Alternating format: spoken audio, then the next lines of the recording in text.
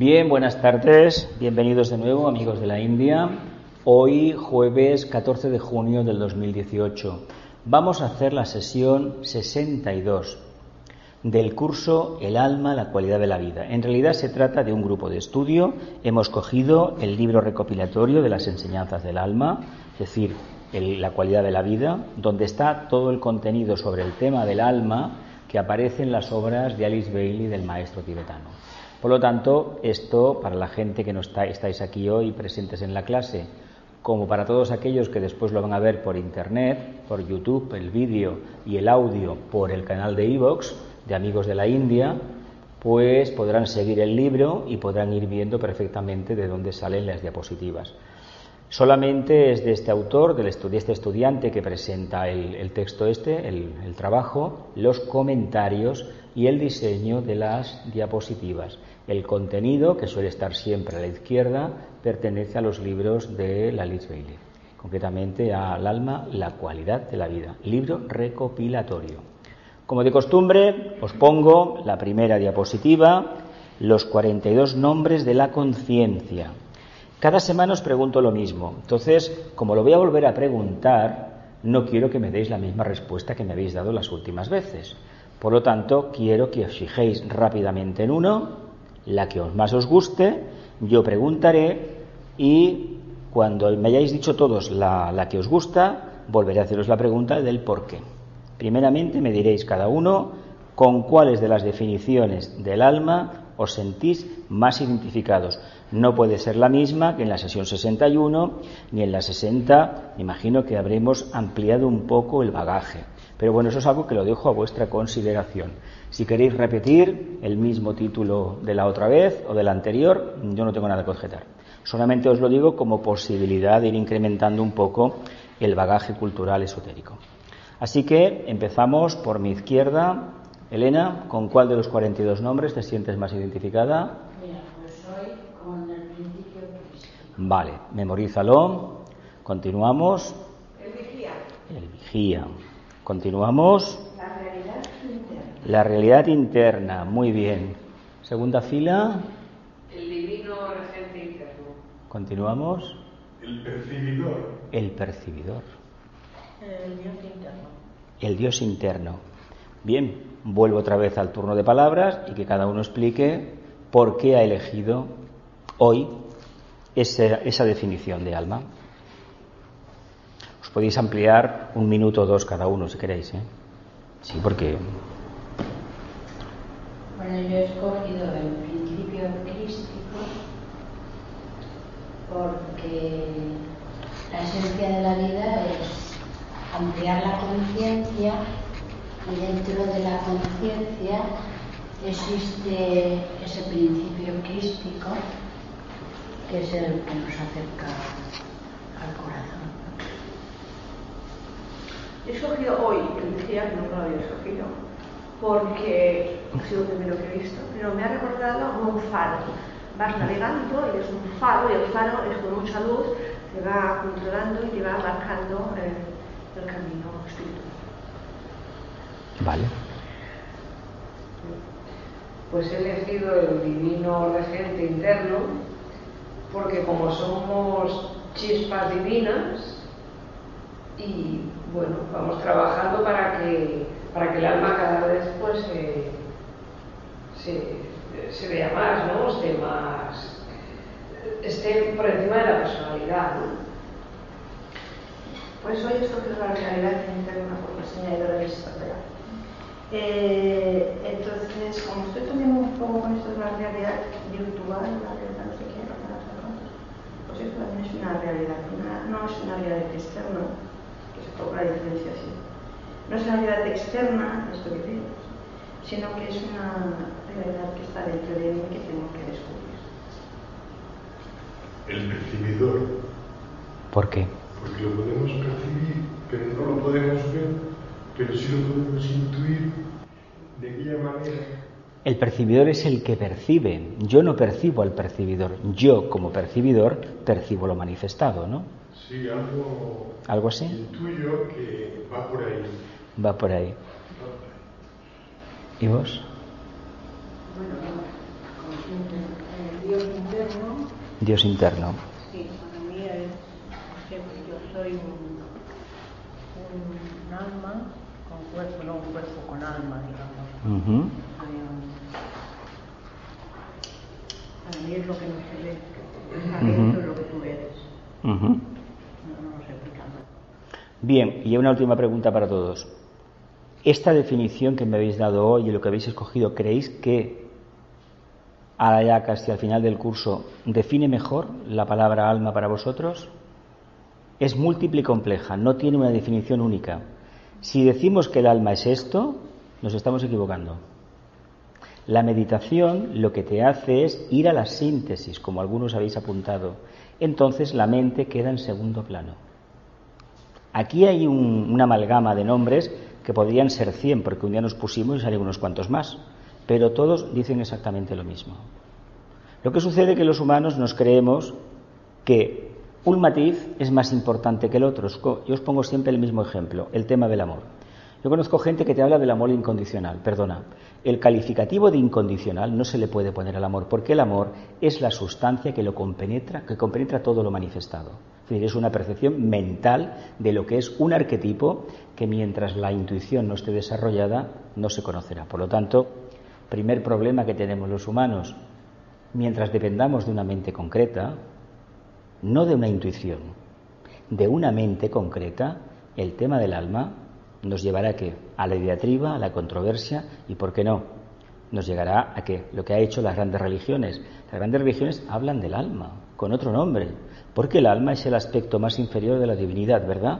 ¿Y qué somos nosotros en nuestro interior? Somos una chispa divina, pero no somos conscientes de ello, no la manifestamos. En potencia tenemos esa divinidad, pero el primer paso es manifestar conciencia. La conciencia básicamente es la capacidad de respuesta al medio. Es decir, yo soy una conciencia encarnada en tanto y en cuanto me ventilo los asuntos de la vida diaria, ¿verdad? Interactúo de manera inteligente con el medio, ¿no? Para entender esto deberíamos conocer el trabajo que hizo el señor Charles Darwin con el origen de las especies y aquello que afirmó, que al final la ciencia ha demostrado, que el que se adapta es el que sobrevive, ¿verdad? El que se adapta ¿a qué? A lo que lleva dentro. Y en la forma que interactúa correctamente, resulta que lo que lleva dentro, ¿qué va a hacer? Se engrandece, ¿verdad? Aquel que no hace nada jamás se va a equivocar. Por lo tanto, ¿qué probabilidades tiene de ensanchar la conciencia el que no hace nada por miedo, por pereza o por lo que sea? Ninguna. Es más, genera karma, porque una de las cosas que no se nos dicen, que en la encarnación, aunque no tengamos ni idea de lo que es el alma ni la enseñanza esotérica, porque esto es exclusivo del segundo rayo, pero si uno no se hace esas preguntas clásicas de la esfinge, de la gran pirámide, por ejemplo, o no responde al arquetipo aquel del oráculo de Delfos, conócete a ti mismo, ¿creéis que está haciendo algo como alma? No. Lo que sucede es que cuando se habla de este tema, la gente enseguida se queda con las palabras, porque no presta atención la conciencia del alma, presta atención la personalidad a través de la mente concreta, que es la mente kamamanásika, la mente de deseos, muchísimos deseos y pocos pensamientos. ¿Qué sucede? Que en lugar de analizar eso y profundizar un poco más, nos quedamos con esas palabras. Como esas palabras no forman parte de mi léxico habitual ni de mi tradición interna, las rechazo, ¿verdad? Y somos tan necios que, por ejemplo, cogemos un texto de Buda, un mensaje de Buda, un discurso y lo apartamos. ¿Por qué? Porque no coincide con el patrón mental de la idea que tienes tú del cristianismo o del islam. ¿Veis el error que cometemos? Las religiones organizadas fueron dadas para que los humanos, a través del despertar de la conciencia y con la ayuda del grupo, que es el grupo de feligreses de esa religión, se pudieran encaminar, utilizando la energía del sexto rayo, a la casa del Padre. Por ese camino hay que despertar el segundo, primeramente el cuarto. ¿Creéis que las religiones organizadas, trabajando el tema del despertar de la conciencia, han podido manifestar el arquetipo del cuarto rayo? En los templos sí, ¿eh? En los templos os digo que lo han conseguido. Si habéis estado en Oriente o habéis visitado alguna gran mezquita, bueno, en Córdoba hay una maravillosa, y eso que no es nada para lo que fue, porque sabéis que la mitad la destrozaron para hacer aquella catedral cristiana. Ahí, en el arte, han demostrado cuál era el arquetipo de la religión que enseñaban. ¿Pero creéis que ese arquetipo se ha trasladado a los feligreses? El arte es cuarto rayo, es la expresión plástica del cuarto rayo. Pero eso equivale a una expresión radiante de un corazón, de unas conciencias que han comprendido cuál es, para esa cultura, para ese subrayo energético, cuál es el camino de acercamiento a la casa del Padre. Sabéis, como lo tocamos una vez cuando hablábamos de la introducción general al esoterismo, el problema de las religiones mundiales viene de que cada una de ellas fue dada para un colectivo de conciencias que respondían a un determinado rayo, una subraza especial, una etnia especial, ¿verdad? El caso más conocido, porque fue la última gran religión organizada, es el Islam. Era un grupo nómada, una subraza atlante, y se pone al frente a un discípulo del Bodhisattva, al discípulo Mohammed, se le pone al frente para que haga una reconversión de este grupo y sobre todo lo encamine hacia un ideal. Imaginaos un pueblo nómada, no asentado en un trozo de territorio, sino continuamente deambulando, lo difícil que ha sido, ¿verdad que sí? ¿Qué quiere decir esto? Que no le podemos pedir al Islam una actitud diferente a la que tiene, porque eso es un periodo de milenios de trabajo, cientos y cientos de años. ¿Me explico?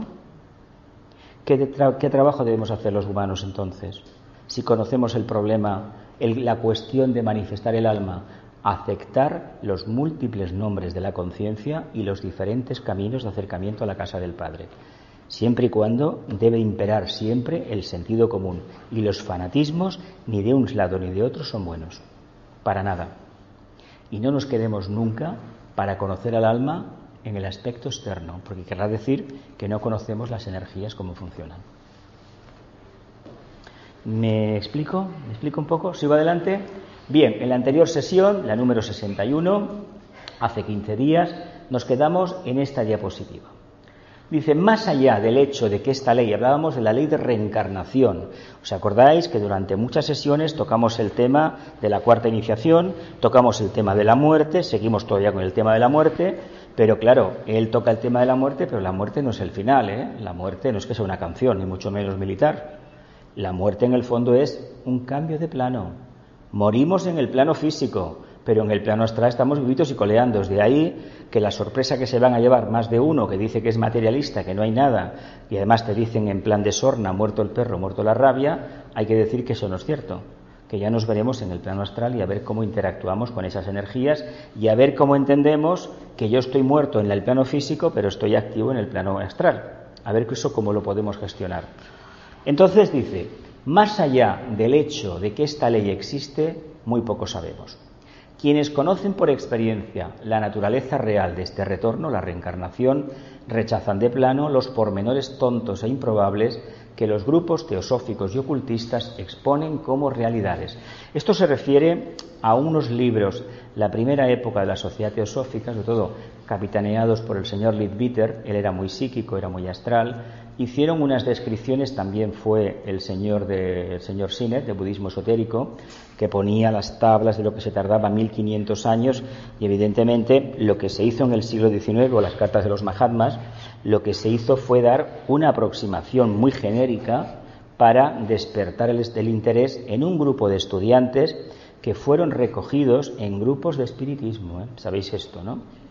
Madame Blavatsky tuvo que hacer ese trabajo para atraer a unas almas que después acabarían fundando la sociedad teosófica. Y de hecho no es nada extrañar porque seguramente que algunos de aquí, mucha gente que venía amigos de la India hace años, estaba en grupos espiritistas serios, ¿eh? No cosas que se ven en plan de circo, no, cosas serias.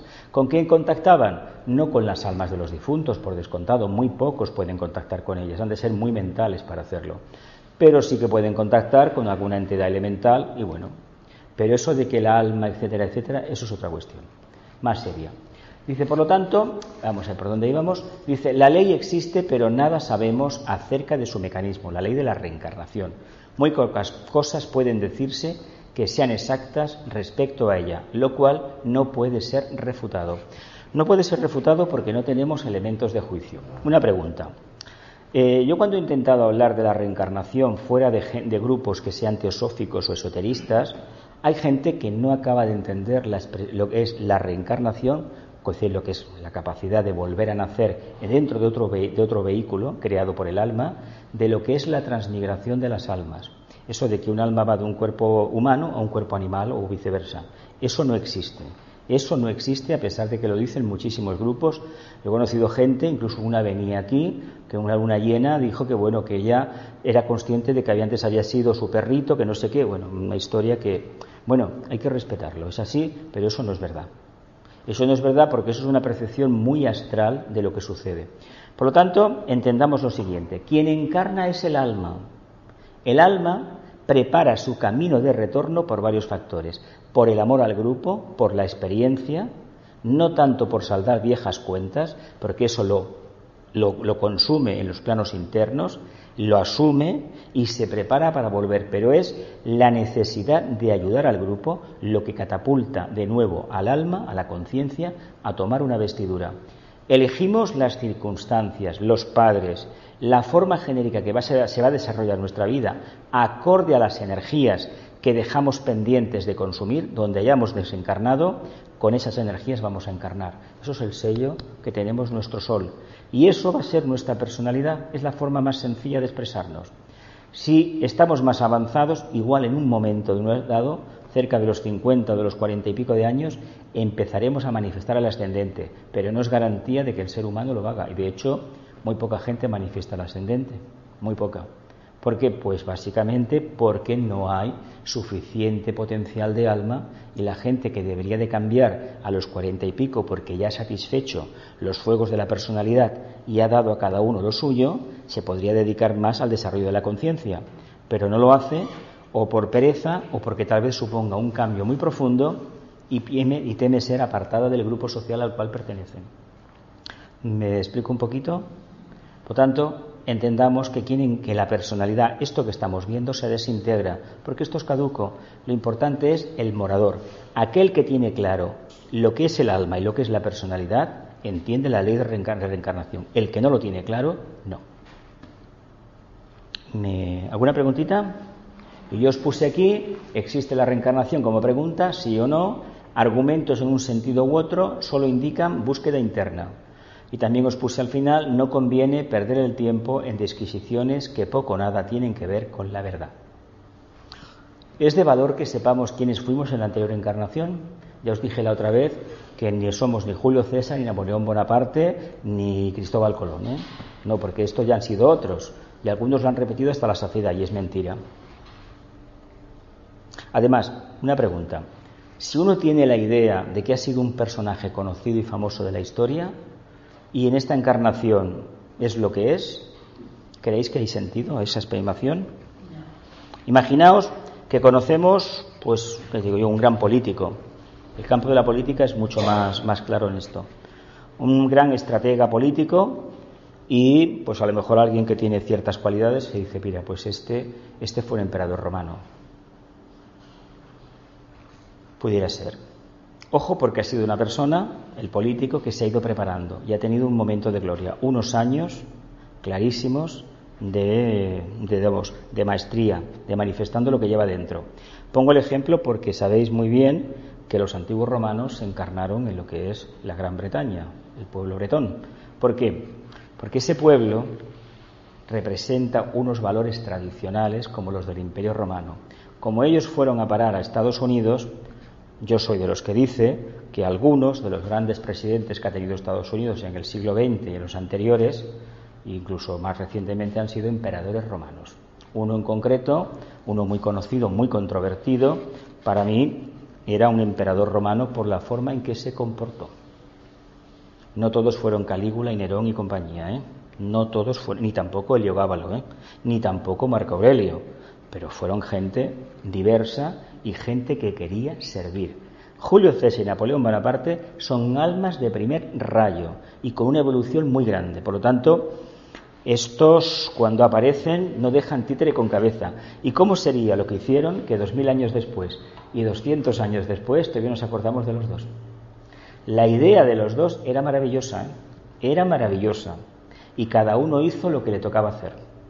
Y lo hicieron bien, ¿eh? A pesar de que sean catalogados de no humanos, etcétera, etcétera, le debemos la civilización occidental muchísimo al Napoleón Bonaparte y muchísimo también a Julio César. Sin embargo, como tenemos un rayo místico muy potente, en lugar de buscar un estratega político, un científico, un economista, ¿con quién nos fijamos? Pues con un santo devocional de una iglesia determinada y nos pensamos que esa persona poco menos que era Dios. ¿Nos damos cuenta del engaño que tenemos a la hora de percibir la realidad? El sexto rayo nos engaña. Creemos que por ser devocionales es la única vía de manifestación de la conciencia. Hay gente que sueña con un Dios que cada día abraza a sus criaturas como si fuera una madre abrazando a sus hijitos o una gallina a sus polluelos. ¿Creéis que eso tiene razón de ser? Lo tiene para aquellas personas que creen en el sentimiento. El sentimiento es una cuestión cámica, kama manásica en concreto, no es real. Es un espejismo más de los muchos que tenemos. No valen las buenas intenciones, valen las realidades de conciencia. O manifestamos el bien de manera clara o estamos generando karma. ¿Me explico un poco más? ¿Sí? ¿Pasamos a la siguiente diapositiva? Sí, dime. Yo no he entendido. Dime. Entender que las Dime. personas vuelven por amor al grupo y no por acabar con la... No por deudas pendientes, sería un karma muy fuerte. Nos encontraremos con la deuda pendiente, pero eso no significa que tengamos que acortar la estancia interior. La estancia en los planos internos se acorta en tanto y en cuanto el trabajo que hemos hecho en este plano ha sido muy importante para la humanidad, para el grupo. Ya sea en el campo de la política, la ciencia, la sociología, la educación, igual en las grandes religiones, como grandes reformadores, grandes seres que han buscado la síntesis. Entonces, un alma así es necesaria en la Tierra, porque puede continuar trabajando. Pero aquellos que no han hecho nada por el grupo, ¿para qué los queremos aquí? La jerarquía trabaja como si fuera una organización empresarial. Mínimo esfuerzo, máximo rendimiento. Es la ley de economía, la tercera ley del sistema, el sistema cósmico. Hay tres leyes: la síntesis, la atracción, que es el amor, la síntesis el primer rayo, atracción segundo, y la economía el tercer rayo. Es decir, la energía se ha de optimizar al máximo y el rendimiento ha de ser total. Por eso aquellas almas muy avanzadas, en el campo que sea, vuelven. ¿Por qué vuelven? Pronto. Pues pronto pueden ser decenas de años, incluso casos de discípulos muy avanzados, a lo mejor 10, 15 años. Depende. ¿Por qué? Porque una conciencia avanzada está siempre al servicio de la humanidad. Lo que sucede es que como tenemos una línea de energía de sexto rayo, nos pensamos que lo único válido en la Tierra son las oraciones y la Teresa de Calcuta y nada más. Y no nos damos cuenta de un error. En el caso de Teresa de Calcuta, la gente se da cuenta del gran error dejar de lado un alma, un discípulo además de la jerarquía, como el caso de Vicente Ferrer. Hay gente que no lo considera porque es un hombre que se enfrentó al Vaticano y se enfrentó al sistema. Hay que decir una cosa: un discípulo, para ser discípulo de los maestros, no puede ser bien visto por la masa, ¿eh? ¿Sabéis por qué? Porque hay ciertas verdades que la masa no puede comprender. Por lo tanto, el que sea muy popular y muy querido por miles o millones de seres humanos, salvo los casos que todos conocemos de la historia, que han sido después reconocidos, no en un principio, no pueden ser verdaderos discípulos. ¿Qué son entonces? Espejismos de la humanidad. Acordaos de una parábola cuando el pueblo escoge a Barrabás, ¿eh? Ahí indica la conciencia humana por dónde va. La mente concreta te habla de qué, de la parte oscura, te atrae más la parte oscura. ¿Lo vemos cómo funciona? Y si no tenemos alguna duda, hacemos una extrapolación a nuestro querido país y veremos que mucha de la gente que sale ahora a quejarse por las pensiones fue la que votó a ese gobierno anterior que les redujo las pensiones. Bueno, yo me callo en este tema porque es una de las contradicciones que tenemos que solventar cuanto antes. Hay algo que... ¿A quién queréis que liberemos? ¿Al Nazareno o a Barrabás? ¿Por qué a Barrabás? Porque la parte oscura se identifica con la parte oscura y como la parte iluminada es muy pequeñita, la tengo escondida bajo 7 llaves, pues no la quiero ver en público porque no vaya a ser que me diga que soy una persona egoísta. ¿Quién eran aquellos que iban a la sinagoga, al templo, y se daban golpes de pecho y demostraban a todo el mundo la limosna que daban? Daban una limosna y miraban a todo el mundo para que los viera, ¿verdad? ¿Cómo se llaman esos? Les llamó el maestro sepulcros blanqueados. Magos negros, vaya, en potencia. Magos negros. ¿Lo vemos un poquito claro esto? Dice, la ley de renacimiento es una de las grandes leyes naturales de nuestro planeta. Es un proceso establecido que se lleva a cabo de acuerdo a la ley de evolución. Está íntimamente relacionada y condicionada por la ley de causa y efecto. De hecho, confundimos muchísimas veces la ley de causa y efecto y la ley de evolución y la ley de renacimiento o la ley de la reencarnación. Posiblemente, visto desde fuera, podemos decir, es lo mismo. Sí, es lo mismo, pero de manera genérica. Tenemos una mente, hay que trabajarla y hay que pormenorizar. ¿Por qué? Por evolución, la conciencia, si aceptamos por lo que nos dice la antropología, la entomología, nos dicen clarísimamente que las formas han ido cambiando y tenemos fósiles por todo el mundo, quiere decir, incluso a nivel geológico tenemos estratos de que el planeta ha cambiado la cara varias veces, lo que se dice Brahma cambió la piel de la serpiente, cambió la piel, ¿no? Esotéricamente, es decir, salió Kundalini y creó un nuevo territorio para manifestar una nueva conciencia. Bueno, el Logos es el sistema que tiene para demostrar que en una ronda reencarna otra vez dentro de su vehículo, el vehículo que se ha creado, pero ese vehículo es nuevo. ¿Por qué? Porque hay un núcleo que no cambia a nivel denso dentro de la cadena. El globo está, pero la energía que irradia desde dentro hace que la periferia cambie, ¿verdad? Y automáticamente, ¿qué pasa? La piel se pierde, el mito de la serpiente. ¿Por qué pierde la piel la serpiente? Porque ya no le sirve. Ha crecido y ya no le sirve. Entonces, ¿qué pasa? ¿Qué hace la serpiente? Cambia todo, ¿para qué? Para que una nueva oleada, que es la misma que tenía, pueda continuar manifestándose con unas condiciones ambientales, ¿por qué? Nuevas. ¿Qué pasa después de cada cambio, de cada ronda, de cada cambio que la serpiente cambia la piel? Pues que hay un grupo de pitris lunares que se van y es sustituido por pitris solares, de orientación, de conciencia. Por lo tanto, el planeta cada vez se hace más sagrado, ¿no?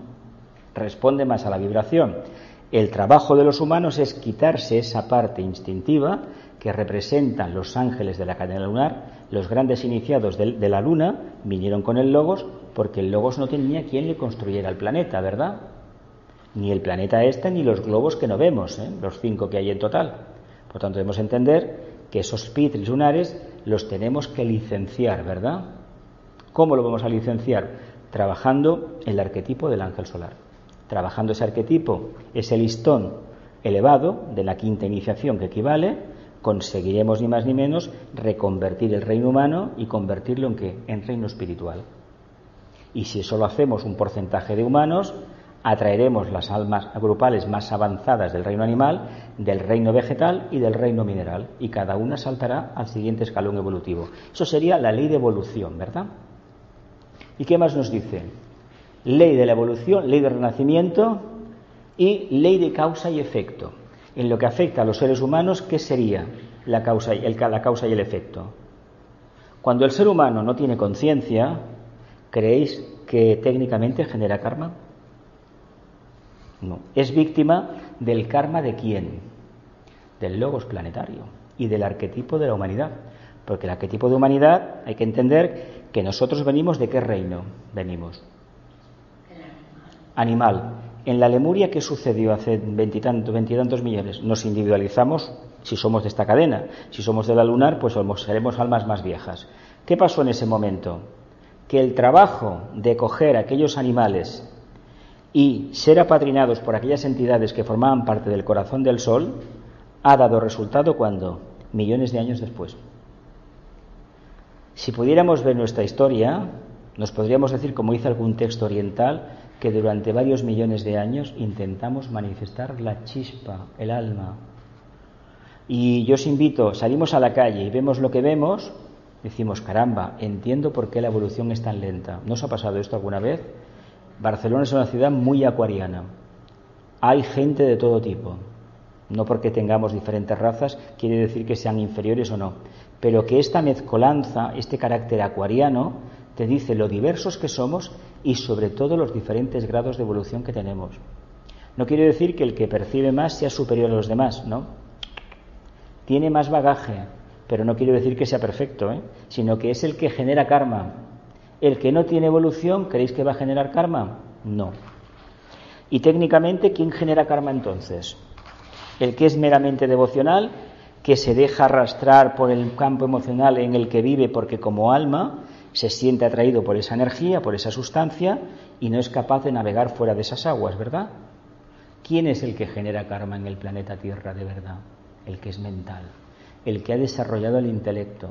Curiosamente el intelecto se debe desarrollar, porque una vez desarrollado el intelecto empezaremos a trabajar vía integración mayor, vía síntesis, la intuición. Veremos la luz dentro de la luz. Ese es el arquetipo de la tercera iniciación, la entrada en el reino espiritual, en el quinto reino, la tercera iniciación. Mientras estemos con los prolegómenos de la segunda iniciación, el mundo emocional, poco trabajo vamos a hacer, pero aún así hay que trabajar. ¿Qué creéis? ¿Que hemos tenido vidas maravillosas o vidas de dificultades? Alguien puede asegurar, no, yo llevo como unas 50 vidas maravillosas, ¿no? ¿Alguien lo puede decir esto? O como mucha gente me ha dicho a mí, no, a mí me quedan 2 encarnaciones porque me lo han dicho. Bueno, yo creo que no, porque, mirad, no. Una pregunta. Dime. Antes has hablado de que escogemos La familia, sí. Sí, pero yo tenía entendido que las almas poco evolucionadas... No. Entonces estas vienen por atracción. Es que estas no, claro. Es que mira, hay que decir una cosa. Oficialmente los señores de la llama vienen hace unos 21.200.000 y pico años, según la astrología esotérica, el número 3 de los 7 rayos. Si la memoria no me falla. La teosofía dice 18 millones de años, pero fueron 3 millones de años más. Bien, tampoco va por ahí la cosa, ¿no? Se encuentran con lo que se encuentran. Hasta que el alma es consciente de que está encarnada, ¿cuántas vidas han podido pasar? ¿Cuánto periodo de tiempo? Enorme. Pensad que para construir la antakarana, el acercamiento, esta antakarana que hay entre el alma que quiere ser consciente de lo de abajo y el de abajo que quiere ser consciente de lo de arriba, pueden pasar infinitas vidas. Pero claro, ¿por qué la rueda de Sansara es tan cruel? Porque te está echando siempre a la periferia. ¿Por qué te echa a la periferia? Pues porque no estás firmemente agarrado en tu punto de evolución.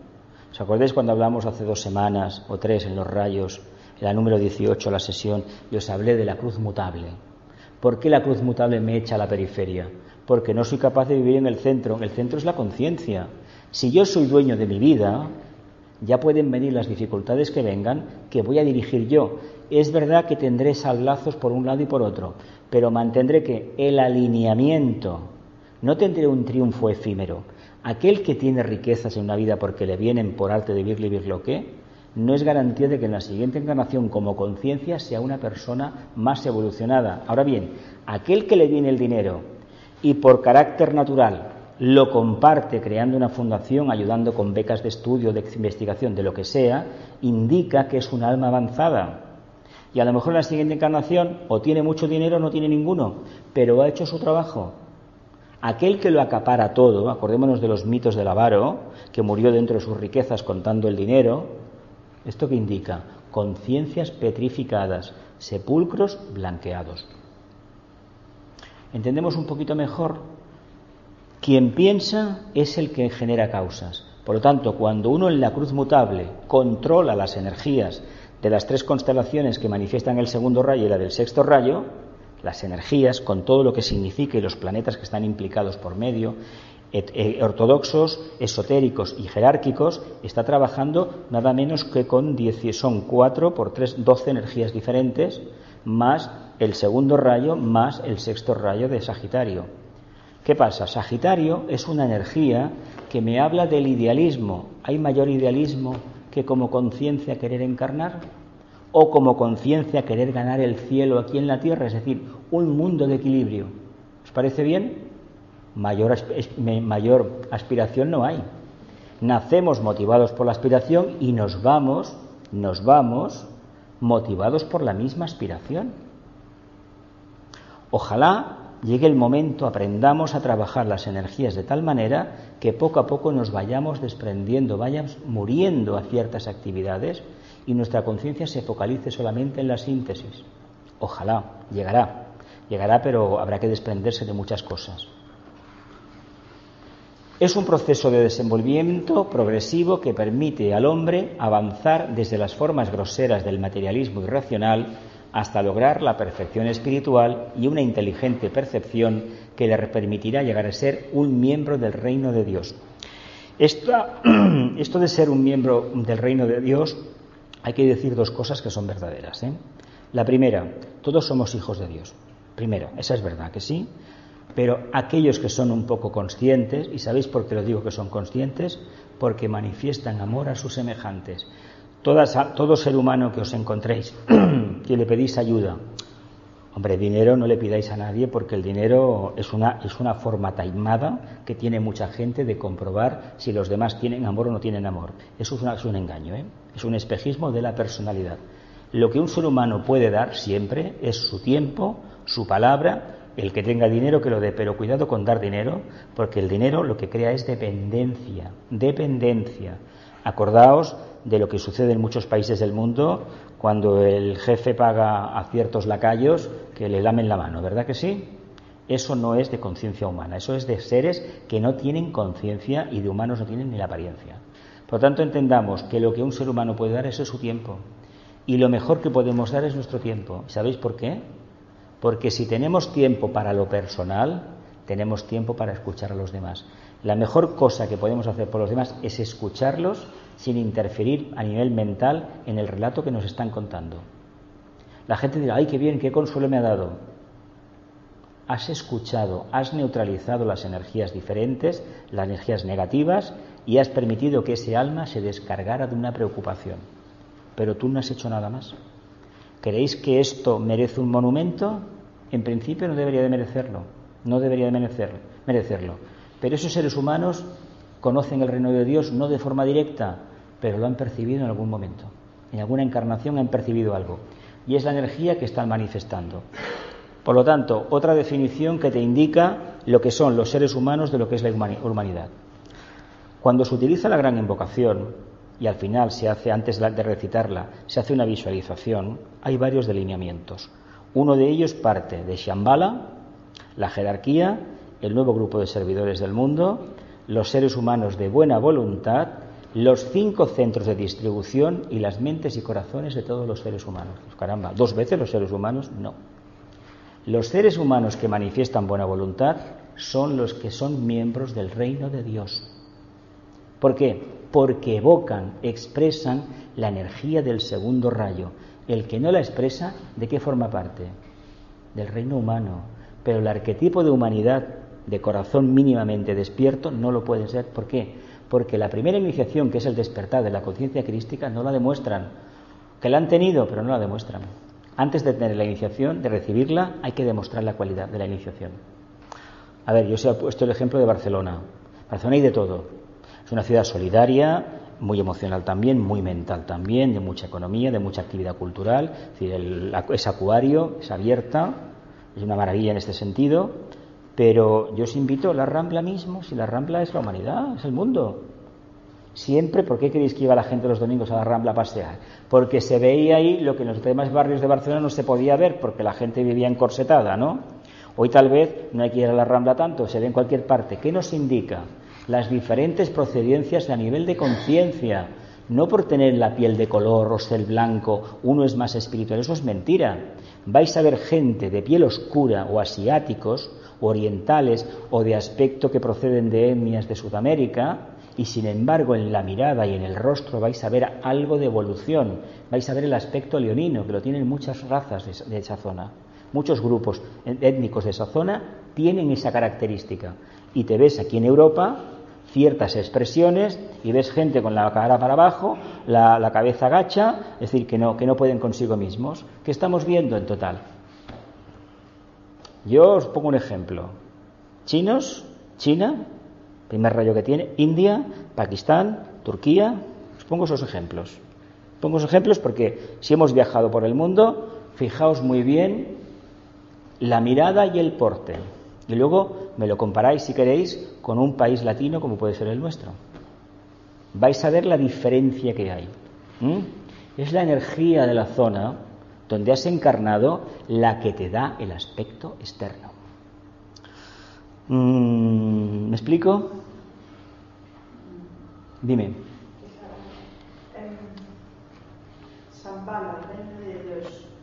Shambhala, la jerarquía, el Cristo, el nuevo grupo de servidores del mundo, los seres humanos de buena voluntad, estos que hemos comentado, los 5 centros de distribución, los chakras, es decir, Nueva York, de Londres, Darjeeling, Nueva York, Ginebra y Tokio, y las mentes y corazones de todos los demás, de todos los seres humanos.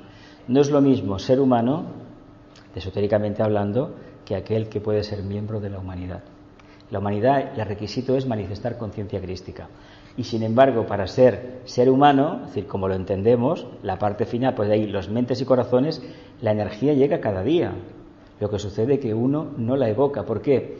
Porque no es consciente de la misma. Por eso os he puesto el ejemplo de Barcelona, salir a la calle y no hay que hacer preguntas, observar. Y veréis quién realmente puede estar en ese arquetipo, además, y quién no. Además, es muy sencillo. Vivimos todos en comunidades, no en escaleras, ¿no? Bloques. Podemos ver qué vecino realmente es humano, en el sentido de que le pides algo, oye, le falta tiempo. Y a otros siempre tienen excusas. Hoy alguien te dice, no, primeramente tengo que hacer las cosas de mi casa y luego ya veremos. Bueno, pues tal vez la persona que te lo dice es realista. ¿Te puede parecer petrificado? Pues no, es realista. En lugar de comprometerse con algo, prefiere que no. Y hay gente que te ayuda desinteresadamente. Y eso se nota cuando hay un problema en una escalera. Se quema un piso, hoy en día puede haber un robo, un asesinato, cosas de estas, ¿no? Ahí se ve quiénes realmente están formando parte del reino humano y quienes pues trabajan otra energía. Y a nivel social, ya ni os cuento lo que es un pueblo o una ciudad. Las ciudades funcionan y el mundo funcionan no por los seres humanos, no por los hombres de los seres humanos, sino por aquellos que forman parte del arquetipo de la humanidad, los que tienen buena voluntad. Un ejemplo. ¿Cuántos millones de habitantes somos en nuestro país? 40, ¿no? ¿40 millones? 40 o más, ¿no? Bien, ¿creéis que todos en Europa, toda Europa, los 300 y pico que somos, la gente responde al arquetipo de humanidad? Yo digo que no. Porque si eso fuera cierto, no saldrían partidos pronazis como están saliendo en el poder ahora. Así de claro. Y si realmente hubiera tanta buena voluntad, ni habría violaciones, ni asesinatos de niñas, como están habiendo cada 2 por 3 aquí, o como esto de antes de ayer, un recién nacido lo tiró por la ventana y mira, ahí te quedas, ¿no? O como esta mañana en Cornellá, igual, la misma historia. Eso no pasaría. ¿Por qué pasa? Porque no hay tanta gente que tenga buena voluntad. Tú comparas el grupo, que es muy potente, de buena voluntad, pero es mínimo en comparación con la masa total. ¿Sabéis lo que significa cambiar y transmutar esos egregores? Mira, si os interesa cómo hemos podido conseguir en Europa la pensión y la sanidad pública y la educación pública, empezaos a mirar desde la época de la Revolución Francesa, todos aquellos filósofos, aquellos socialistas utópicos que empezaron, el siglo XIX, y llegaremos al XX y al XXI, y veremos a ver lo que ha costado concienciar la conciencia de la masa para pasar de ser a ser humanidad. Sucede que las religiones esto lo han maquillado y solamente es humanidad para ellos los que siguen su onda, ¿verdad? O algunos partidos políticos. Falso. Otra vez la mente concreta nos ha engañado.